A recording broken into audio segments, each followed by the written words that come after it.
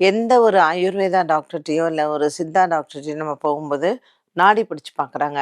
இந்த நாடி பிடிக்கும் பொழுது, இந்த வாதம், பித்தம், கபம் அப்படிங்கிற இந்த 3 நாடிக்குமே 3 கிரகங்கள் முக்கிய காரணம் வகிக்கிறது. வாதம் எடுத்துட்டீங்கன்னா, சனி பகவான், பித்தம் குரு பகவான், கபம் சந்திர பகவான்.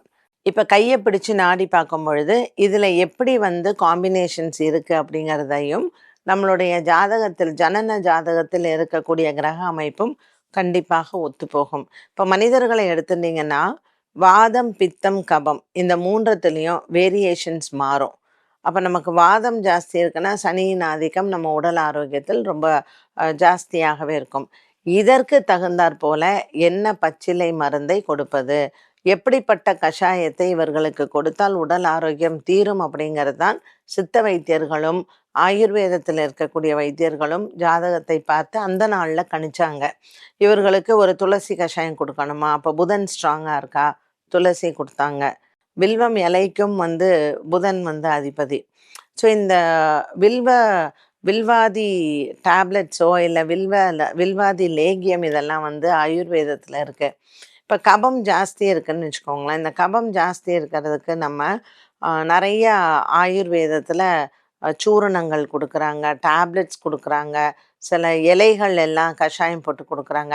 இதில் பார்த்திங்கன்னா குருவின் ஆதிக்கம் இருக்கக்கூடியது, சனியின் ஆதிக்கம் இருக்கக்கூடியது மற்றும் சந்திரனின் ஆதிக்கம் இருக்கக்கூடியது.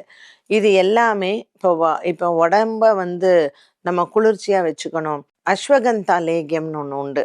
இந்த அஸ்வகந்தா அப்படிங்கிறது முழுக்க முழுக்க நரம்பு சம்பந்தப்பட்ட விஷயங்களுக்கு உண்டானது தான். அப்போ புதனும் கேத்துவும் நமக்கு நல்லா இல்லை அப்படிங்கும் பொழுது நரம்பு வீக்னஸ்ஸு, பார்க்கின்சன்ஸ் வர்றது, இல்லை இந்த நர்வஸ் சிஸ்டம் நமக்கு வீக்காகிறது. இப்போ இந்த அஸ்வகந்தா லேகியத்தை புதன் கேத்து இந்த கிரகம் நமக்கு ஒரு 6ஆம் இடத்தில் சரியில்லை, இல்லை நம்ம கன்னியா லக்னம் நமக்கு புதன் நீச்சமாக இருக்குது, 7ல் நீச்சமாக இருக்குது, கேதுவோடு சேர்ந்துருக்கு, அதில் சனியும் இருக்குன்னா 6 குடையவன் 7ல் இருக்கார். இது நமக்கு சனி கேத்து புதன் இருக்கிறதுனால இந்த மாதிரியான ஒரு ஆயுர்வேதா காம்பினேஷன்ஸ் நமக்கு உடல் ஆரோக்கியத்தை கொடுக்கும் அப்படிங்கிறதான். இப்போ கொள்ளு எடுத்துட்டிங்கன்னா கேத்துவுக்கு தான். நமக்கு நல்ல ஒரு கேத்துவின் அனுகிரகம் கிடைக்கிறதுக்கு இந்த கொள்ளு நம்ம சாப்பிட்றோம். ஸோ ஜோதிடத்தில் இருக்கக்கூடிய கிரகங்களுக்கும் ஆயுர்வேதத்திற்கும் மருத்துவத்திற்கும் சம்பந்தம் இருக்கான்னு கேட்டிங்கன்னா, அன்றாடம் நம்ம சாப்பிடக்கூடிய உணவுலேயே நமக்கு சம்பந்தம் உண்டு தான். ஆயுர்வேதம் மருந்து தெரிஞ்சுக்கிறவங்க ஜோதிடம் தெரியாமல் இருக்கவே மாட்டாங்க.